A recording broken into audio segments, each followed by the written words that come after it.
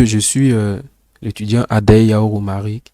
J'ai eu à travailler avec mon binôme Traoré Eli qui a fait la première partie de la vidéo concernant la réalisation d'un cluster de basculement de base de données SQL Server tolérant aux pannes.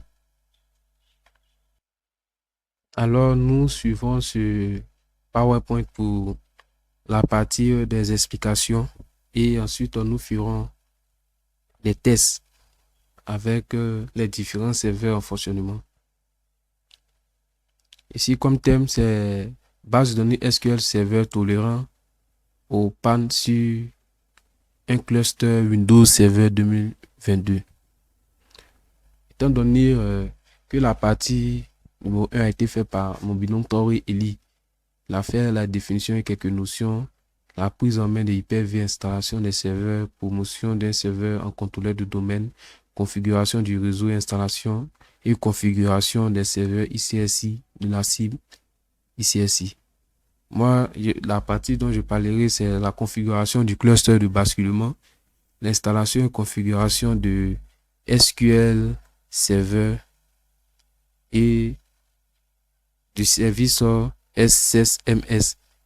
Je ferai aussi la manipulation et les tests. Fonctionnalité, ici, nous allons sélectionner cluster de basculement, faire suivant et voir ici la progression de l'installation.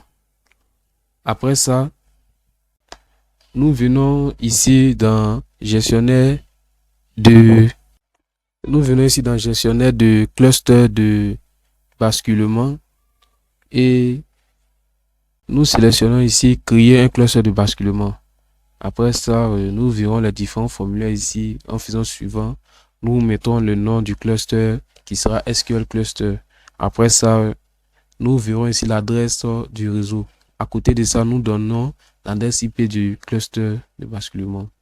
Ensuite, nous ferons les suivants. Configuration, le résumé ici. Et nous faisons terminer. À cette partie, nous pouvons voir les différents nœuds qui ont été ajoutés dans notre cluster de basculement. Ensuite, nous allons passer à la configuration du quorum. Ici, le quorum, c'est dans un cluster de basculement, c'est un mécanisme qui détermine le nombre minimal de nœuds pour lesquels le cluster continue de fonctionner en cas de défaillance d'un ou de plusieurs nœuds. Cela est crucial pour maintenir la cohérence dans notre jeu de données ou dans notre base de données plutôt, étant donné que les bases de données sont carrément sensibles aux différentes modifications. Il faut s'assurer d'une cohérence dans ces données-là. Ici, nous mettons ici haute action, sélectionner l'option de configuration du quorum, configuration quorum avancée. Voilà, nous sélectionnons le node 2. Et ici, nous configurons le témoin du 10. Ici, nous avons un résumé, nous faisons terminer. Après ça, nous passons à l'installation et la configuration de SQL Server et du service. Il faut dire que le service SSMS, c'est SQL Server Management Studio. C'est un outil Microsoft permettant de gérer, administrer et interroger des bases de données SQL Server. Alors, c'est cet outil-là nous allons installer et configurer.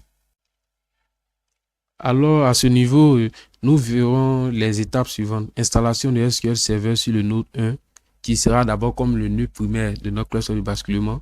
Ensuite, nous passerons à la configuration des différents paramètres du cluster de basculement avec l'outil SQL Server. Ensuite, nous ajouterons le node 2 au cluster de basculement SQL Server. Ensuite, nous installerons SQL Microsoft SQL Server Management Studio. Voilà. Dans notre contrôleur de domaine ou sur notre machine client. Ayant ouvert l'outil sur notre nœud 1, l'outil d'installation SQL Server, nous venons ici sur la partie installation d'un nouveau cluster de basculement SQL Server. Nous faisons suivant. Nous choisissons SQL Developer. Après ça, nous acceptons les différents contrats de la licence et nous faisons suivant. Nous verrons ici la progression et les différents succès dans les différentes fonctionnalités et règles qui ont été activées. Ici, nous donnons un nom à notre cluster de basculement. Ici, ça, c'est dans l'outil SQL Server de Microsoft. Ici, nous donnons comme nom SQL Cluster 2. Nous faisons suivant. Suivant. Ici, nous cochons les fonctionnalités dont nous aurons besoin ici. Réplication SQL Server, extraction en test intégral, data, quality service. Après ça, nous faisons suivant. Ici, nous sélectionnons 10 de cluster qui a été préalablement créé. Nous mettons l'adresse IP aussi du réseau ici. Après ça, nous mettons les utilisateurs qui peuvent avoir accès à nos clusters de basculement. Ici, c'est administrateur. Faisons suivant. Après ça, l'administrateur principal de notre domaine UFHB, nous mettons son mot de passe pour une confirmation et vérification. Après ça, nous reconfirmons ici le mot de passe en ayant fait suivant. Ici, nous pouvons voir la partie où sera stocké les différents dossiers importants pour notre base de données. Ici, se retrouvera sur le 10C. Ensuite, nous verrons, en ayant fait suivant, nous voyons un résumé des différentes manipulations et installations que nous avons fait. Nous faisons installer. Après ça, nous pouvons voir le résumé de notre installation qui a mis installation terminée avec plusieurs opérations qui ont réussi. Nous ferons ici pareil pour l'ajout du nœud 2. On faisait ici ajouter un nœud au cluster de basculement cette partie et sélectionnant la version édition gratuite. Comme précédemment, nous allons voir les différentes. Ici, il a fait un essai pour voir si ce nœud respecte les conditions qui ont été acceptées en faisant suivant. Nous donnons toujours le nom de nœud à ajouter ici et les différents. Le nom du cluster, tout ça sont déjà là puisque le cluster a été déjà créé. L'adresse IP aussi ne change pas. Nous mettons les administrateurs qui auront accès à cette base de données et nous faisons suivant. L'installation est terminée ici. À ce niveau, ici, sur notre machine cliente, nous pouvons voir ici SQL Server Management Studio que nous ouvrons et nous sommes confrontés à ce formulaire pour pouvoir se connecter à notre base de données.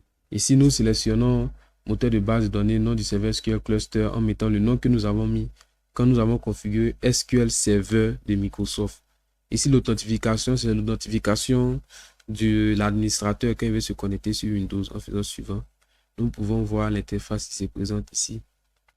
Alors maintenant, nous ferons un test maintenant dont nous sortirons le PowerPoint et viendrons ici sur nos différentes machines.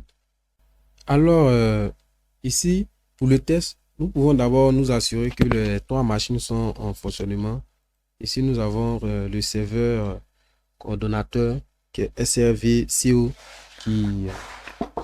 qui a le contrôleur du domaine et qui est en même temps la machine cliente. Ça a supposé que quoi, s'il y avait assez de RAM disponible avec Windows 10, qui se connaît dans le réseau, on pouvait mettre le service SSMS, SQL Server Management Studio au niveau du client et se connecter. Donc, il y a le nœud E aussi, les nœuds 1 et 2 qui sont les éléments de notre cluster de basculement. Et au niveau du serveur ici, nous pouvons vérifier les différents éléments qui sont actifs dans notre cluster de basculement en venant ici dans gestionnaire du cluster de basculement. Nous attendons qu'il charge. Et ayant trouvé le résultat du gestionnaire de cluster de basculement, ici nous pouvons voir les différentes informations sur notre cluster de basculement. Nous avons le node 1 et le node 2 qui sont actifs avec l'adresse IP respective ici du réseau. Au niveau du stockage, nous pouvons voir aussi les disques qui sont en fonctionnement. Il y a le disque témoin du Core et le disque de SQL Server. Alors, nous taper SSM.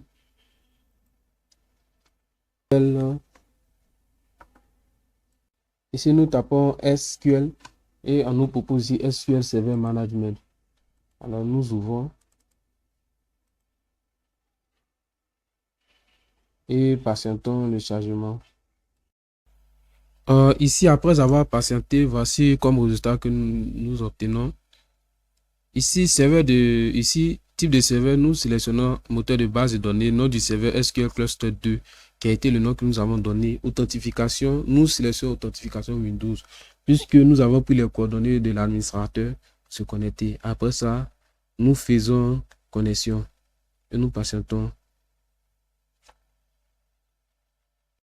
Ici, voici l'interface qui se présente à nous. Alors, nous venons dans la partie base de données. Nous patientons le chargement.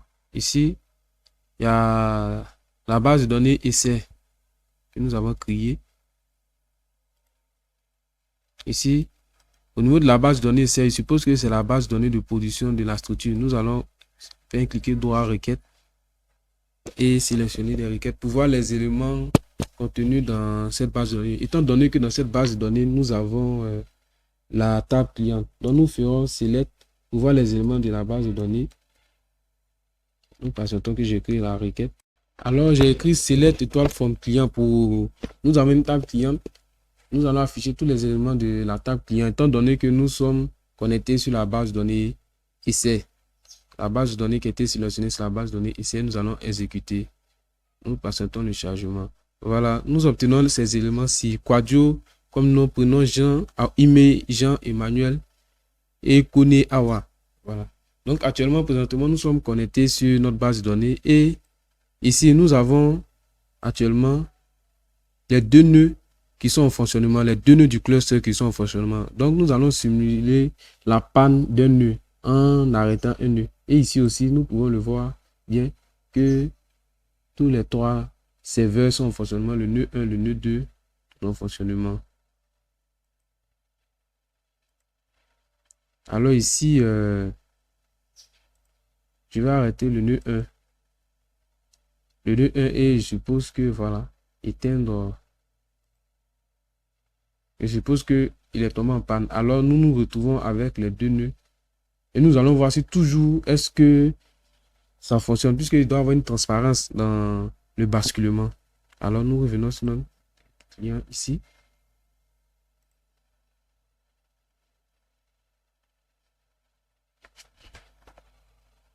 Ici, ayant arrêté notre nœud, nous constatons que le nœud 1 ici est hors service. Il y a le nœud 2 qui est en fonctionnement. Et nous allons dans notre requête et voir si ça continue toujours. Alors, je vais relancer cette même requête. Elle est là. Je vais la relancer ici en exécutant encore. Nous patientons. Nous voyons que ça continue toujours.